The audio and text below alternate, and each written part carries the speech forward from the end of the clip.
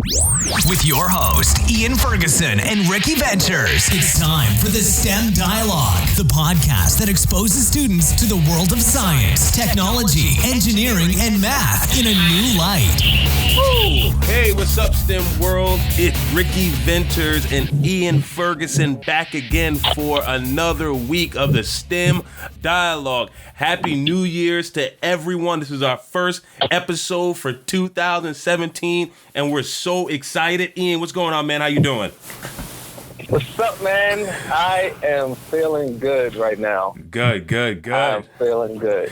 Good. Tell me what's been going on, man. We haven't talked on the line since 2016, man. So tell me something new. One thing new, man. One thing new. You got me juicing right now.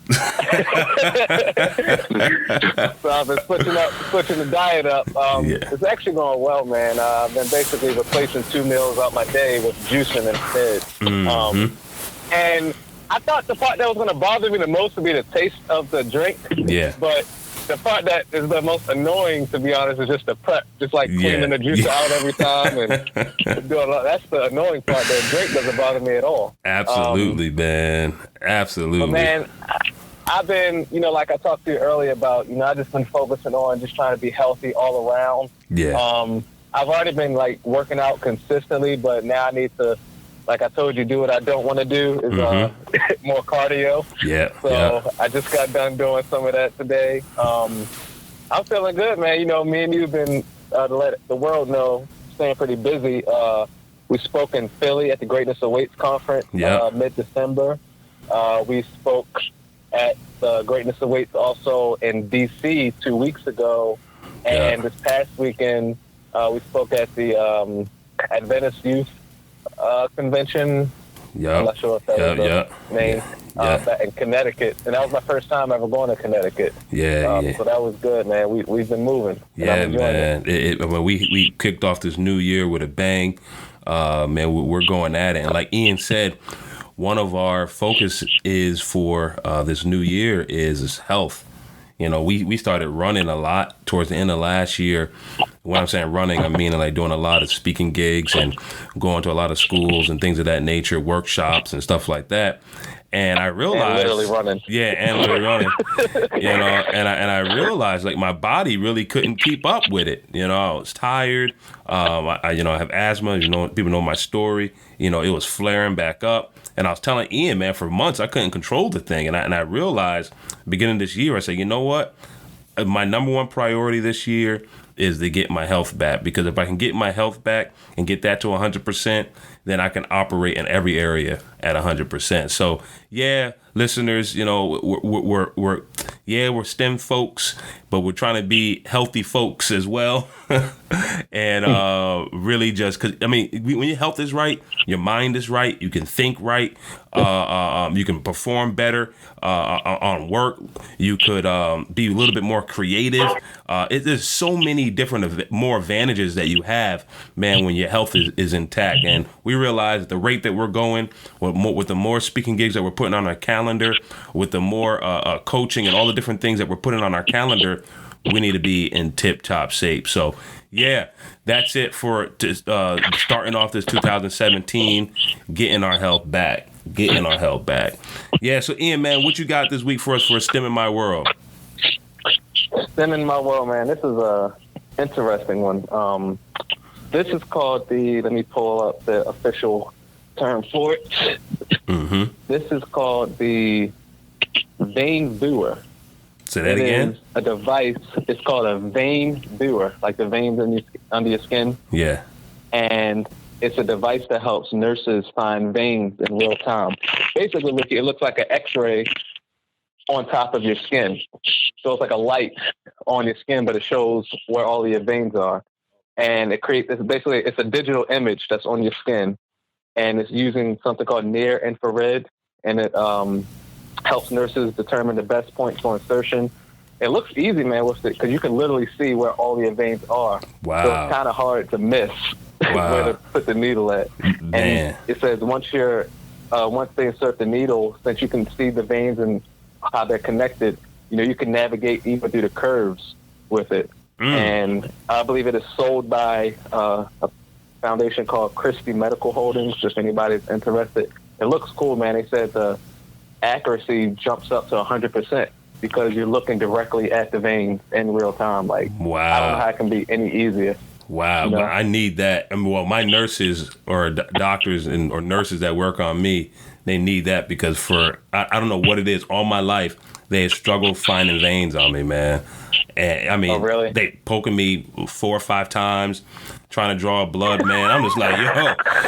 They said, are you scared of the needle? I said, well, I hope not, because I know you get ready to prick me again another 3 times just to try to get some blood out. Yeah, it was crazy, man. You know, and it's crazy because I'm the stupid one that would be like, you know, I see them going to my right arm, and I know my right arm, they can't find it real good. And no doctor or nurse has been able to find it on my right arm the first time. I think maybe one in my whole life. So I'll let them try on my right arm, knowing good and well that my left arm is the better arm for them. They'll probably get it maybe 50% of the time. So after I get myself pricked on the right arm, I'm like, all right, you know what? I should have told you, go to the left arm. So they switching all their stuff over to the left arm, man. But if they had this device, man, I would one time prick, man, and get what they need, and that's it.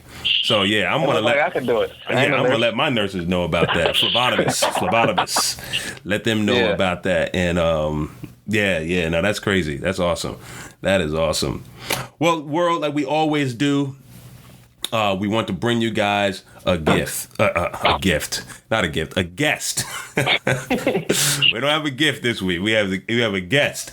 And this guest, a recent graduate from college, and we're gonna let him tell his story. But his name is Herve Aniglo. Herve Aniglo, man. Did I say that right? Yes, you did. All right, perfect, man. Yeah, our fans know, man, how much I jack up people's names sometimes. So Herve Aniglo, I'm gonna keep saying it. I got it, first time. So yeah, Herve, man, tell us a little bit about yourself. Well, I'm a recent college graduate from the University of Memphis. Graduated last month, December 2016, and what I majored in was computer science.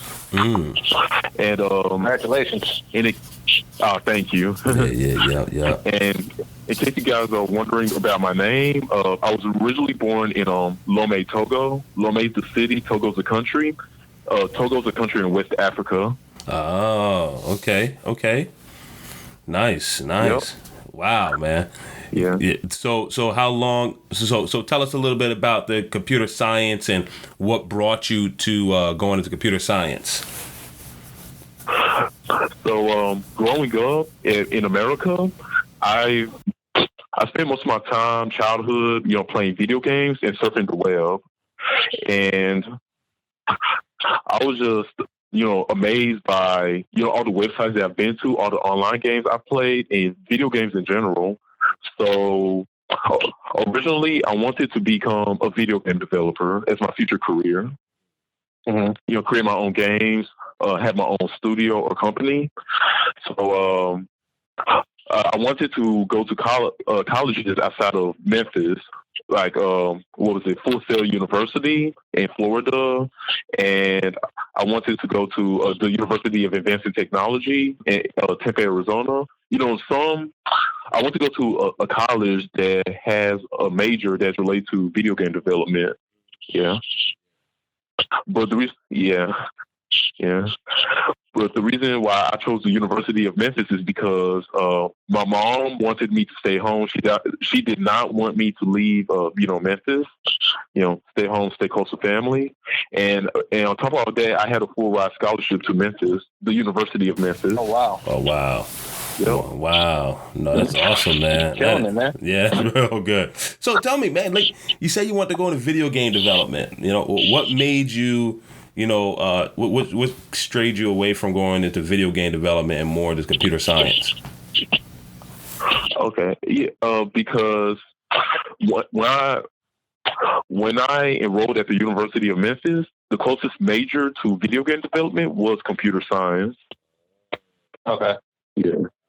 However, during my college career, I talked to a few upperclassmen, and I just did my research on, my future career goals.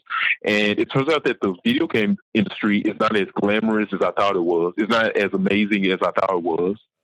What you mean? Yeah. The reason why I say that is because some video game industries, or some people who work in the video game industry, they are underpaid and overworked. Like, have to work long hours. They don't get paid much as I thought they were going to be. I didn't expect the salaries to be so low. I thought it was going to be higher.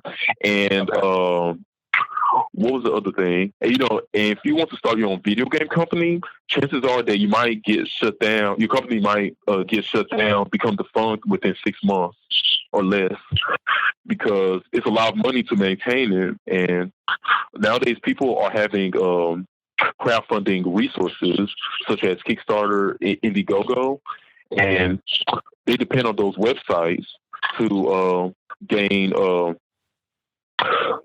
financial support in order to support their video games and company. So let's say that we didn't have enough money to support our video game or our company. Then what happens? I mean, it's no choice but to shut down the company, because there's no point in continuing even further if you have no financial support. Wow. Yeah. Man, so what did you focus on with computer science? I know computer science is a broad field. Well, what is your area that interests you the most in computer science? In computer science, at the University of Memphis, computer science doesn't really have a concentration, but I have messed around with a lot of different fields within computer science, such as cybersecurity, web development, and app development. Nice. So which one do you think that I know you're a recent graduate, so which one do you think that you gravitate to the most? The web design, app development, or cybersecurity? Web design. Web design. Okay. Good. Yep. Good stuff, man. Good stuff. Now tell us a little bit about your college life. Sorry, my computer's coming back on here. Sorry, folks. Tell us a little about your college life in terms of what was it like? The study habits you had to have, the rigorous of classwork. Tell us a little bit about that. Well, at the University of Memphis, I would have to say the computer science department is not as rigorous or arduous as other computer science departments, like up north, for example. But there were a few challenges, and I'll be honest with you, some of the classes that I had taken, I had to retake because I didn't study well enough. And now, to be honest, I didn't study every day for my classes. The only time I really studied was whenever there's going to be a test the next day. Originally, I only studied the night before, but over time, I studied. After that, I studied 2 nights before. Then I studied 3 nights before. Okay. Yeah. Is that something you learned like after your freshman year or sophomore year? You started to step it up a little more? Yes, exactly. Okay. Yeah, I mean, I think that's a lot more common. I think people just don't want to say it. But that's very common, I think, for some people to only study the day before the test. So I'm glad you said that. Yeah. A lot of people wouldn't admit to that, but it's very common. Very, very true. I'm surprised. I don't think we ever talked about that, this whole year. I don't think we ever mentioned how a student would study the night before. I think it's one of those subjects that nobody really admits to, or I kind of assume, we're studying, Yeah, because I remember plenty of times where I studied the night before on some classes, like plenty of times when I thought I was going hard just studying the night before, and then I didn't like the grade that I got, and then I'm like, oh man, what happened? And I never draw the parallel. Like, I really didn't put enough study time into it. It's crazy, some of the things that we do in college and just to skate by. But what I want to talk about, Herve, is, you got a full ride to college, right? Mm-hmm. how did you feel when you had to take some classes over? Because I know that was kind of a stress on you. Like, wait a minute, what's going to happen with my full ride? Am I going to get on academic probation or what? How did you feel about that? Yes, and that's a very interesting story for me. So, the first time I failed classes in college was, spring 2014, my sophomore year. Mm-hmm. And so I was taking 4 classes, and I failed 3 of them. Well, when I say fail, at the University of Memphis, you need a C- or higher to be in order to be in the major courses. For the grade to be satisfactory in order to move on. Yep. If that makes sense. Yep, it makes sense. Yeah. So if I get a D or D plus, then it's considered failing. I mean, I have to retake the course in order to move on. Mm-hmm. Right. So the first semester, spring 2014, my 4th semester, me being a sophomore, I took calculus 2, bioanthropology, discrete math, and data structures. Data structures is basically we learn Java programming, and data structures is Java programming part 2. Yeah, and discrete math is. I'm sorry. I might have been retaking that class right with you. Yeah. No, man. Yeah, when you were listing those classes off, I'm like, okay, yeah, I can understand your pain. And I'm chuckling a little bit because when you said the first 2, I was like, oh wow, okay. Then you went into the programming, and I was like, oh shoot, okay. And I tell you, man. And you were applying the study the night before method in order to pass those classes, and I mean that's one thing with these courses, guys. There's very few people, and I'm not gonna say no one can do it because I've seen some people do it, that can pick up a textbook the night before and study the material, especially in some of these courses, programming and things of that nature, and come out doing well. It's very rare that you see people doing it. Man, you gotta put work in. You gotta put some hours in behind that, and forget just the STEM and programming classes. In college in general, it's very rare that a few people can just study the night before and pass. I mean, there's a handful of people that can do it. I mean, I have my strength subjects that I know I can do it in, but not in all subjects, And I think everyone has that. They have those subjects that they're strong in where they know they can study the night before and they're good. But majority of the classes, if you're going through college and the majority of your classes are like that, then you're not being challenged in college. So you could pretty much wasting your time. But yeah, man, it's interesting to hear Herve's story of how, he walks into the university with a full ride, and then and the thing is with that full ride, that didn't come easy. I mean, you had to study hard in college in order to get a full ride you had to study hard in high school in order to get a full ride for college. So it wasn't like you were a subpar student. You were a great student in high school. But then once you hit the college level, things changed a little bit. And I think that's what a lot of students don't realize, that atmosphere changed. I don't care. And Herve, he mentioned that, the University of Memphis is not as rigorous as some other universities. But guess what? It's still a lot more rigorous than that high school that anyone came from. And you got to step up your grind to another level when you step in there.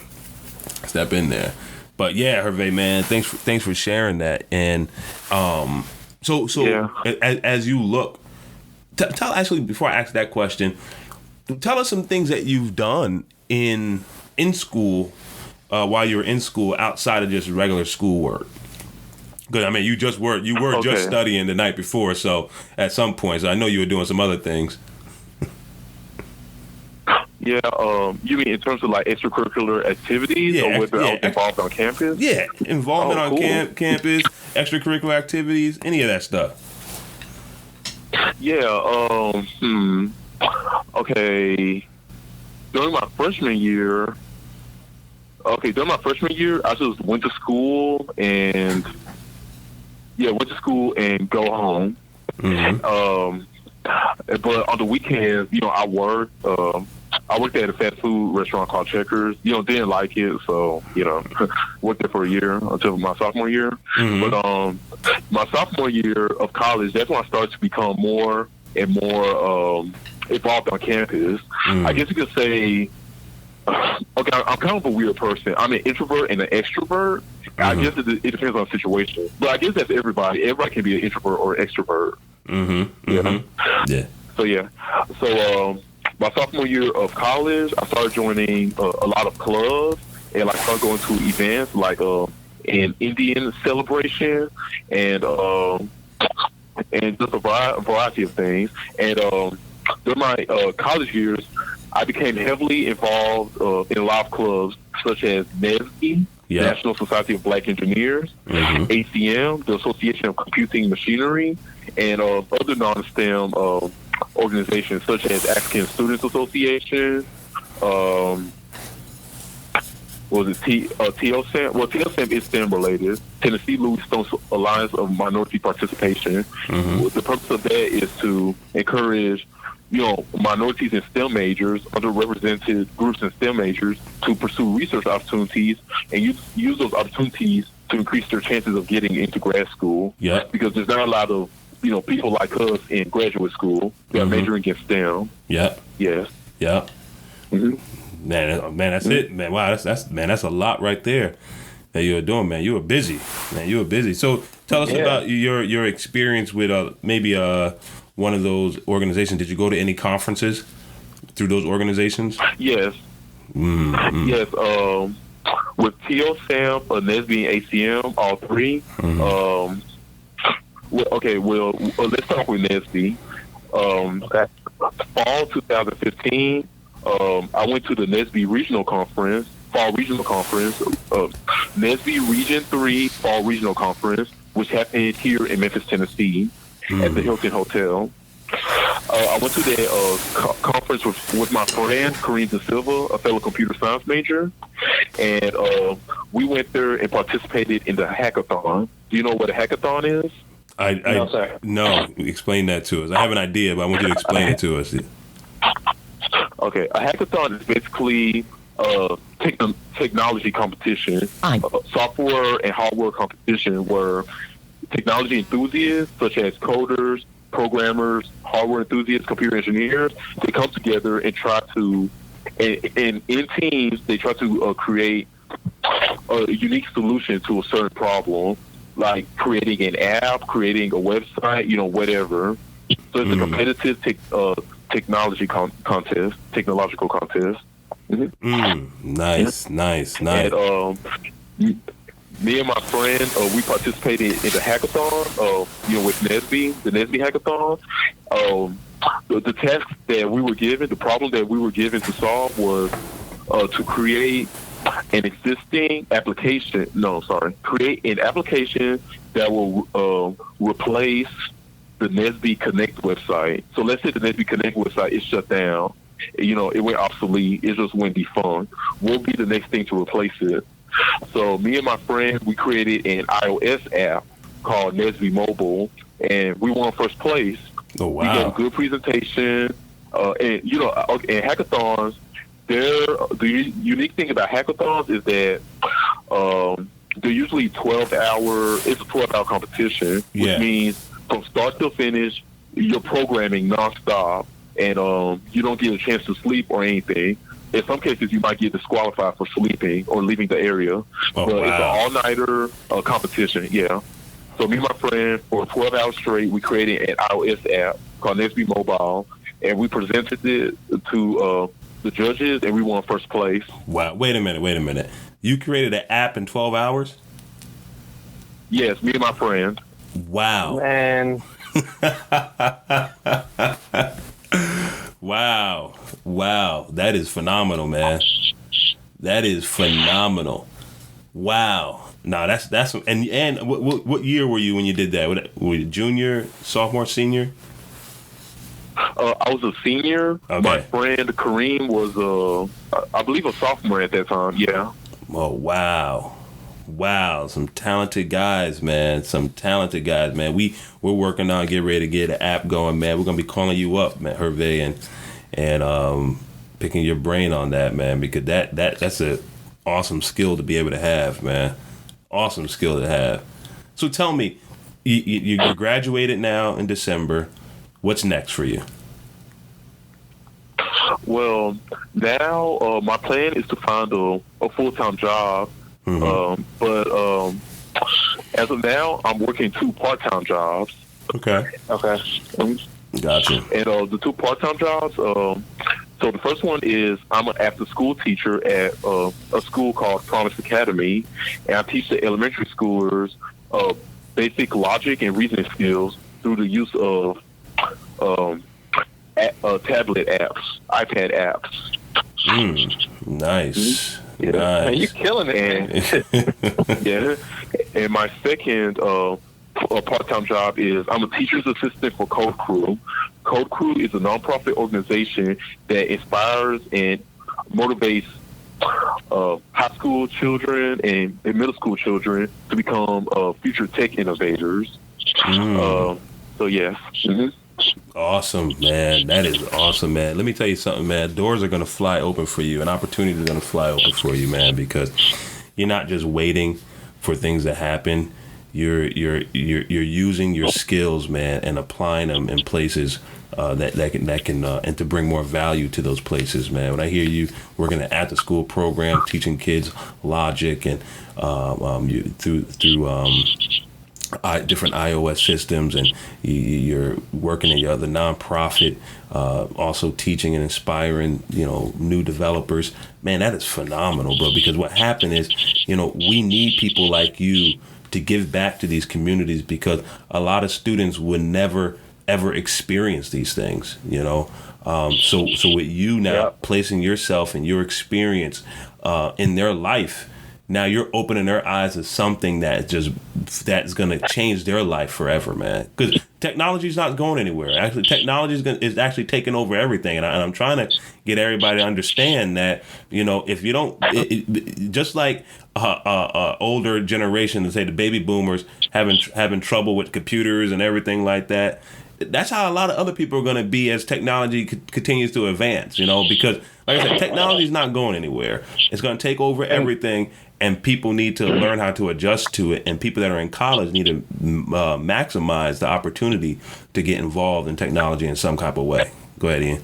Yeah, man. Ricky, when I was looking at the VainViewer that we talked about earlier today, I was watching a video on it, and I was thinking, man, you imagine stuff from the future. You think of these little holograms and holographic kind of stuff, but that's exactly like what the daggone VainViewer looked like. It's like a light shining out of this thing, and it's a scan right on somebody's body, and you can see the veins moving. Yeah, I'm like, man, we are in the future. This technology is serious. Yeah, absolutely. I saw another one. I can probably talk about. Our next episode. It was they can scan all of the nutrients in food just by scanning it. Wow. Like shine a little light on it. You know what I mean? Wow. I was like, man, we are here. Wow. The future is here. Man. Sorry, baby boomers. Yeah. Future is here. Man, the future is here, and are we ready for it? That's the question. The future is here, but are we ready for it? And that's what we're here for. Herve, man, we thank you so much for joining us today on the STEM dialogue, man. You opened our eyes to so many different things. We will be contacting you offline for just working with you in some different areas and picking your brain about some things.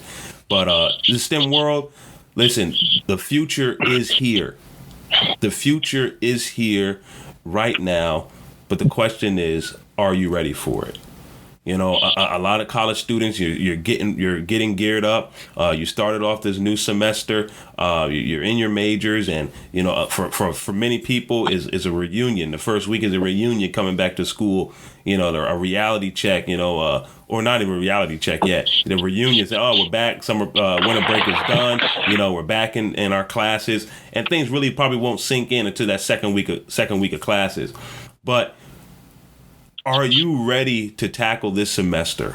Are you ready? The semester is here. Are you ready to give this semester all you got? Are you ready to really get the value out of the money that you're spending on these courses to gain this knowledge? And are the things that you're studying in school, are you really taking it to heart, man? Because I tell you, a lot of people say, oh man, you really don't need a lot of stuff that you learn in school. And that can be argued. But when you're dealing with technology and STEM, it's all relevant. It's all relevant, and I don't know too much about the other majors because I wasn't in the other majors, but everything is relevant. And when you start taking these things and start applying them to life and seeing how you can apply them to life to change lives, other people's lives, and make the world around you better, that's when you're really taking advantage of the situation that you're in this learning. So our challenge for you guys today is, hey, seize this moment, seize this opportunity. Don't let this semester pass you by and you're just worried about your GPA, worried about grabbing knowledge. This guy, Herve, man, he went through his college years and he's writing apps, developing apps. Like, I know so many people that graduated from college in different majors in STEM, and they can't do anything because it was just about passing the course, But this guy's developing apps. That's next level, and we really applaud him for what he's doing. I know the future is bright for you, my man. So keep your head up, keep pushing, keep grinding hard, and we'll be here for any resources that you need down the line, man. But STEM World, that's our first STEM podcast of this year, 2017. We thank you, everyone, for checking in, and we would like to say we'll see you next time at the same place on the STEM Dialogue. That's it, everyone. Have a good one. You've been listening to the STEM Dialogue. For more information and inspiration, check out rdventers.com. The STEM Dialogue will return the same time next week. This has been brought to you by Ricky Ventures Enterprise.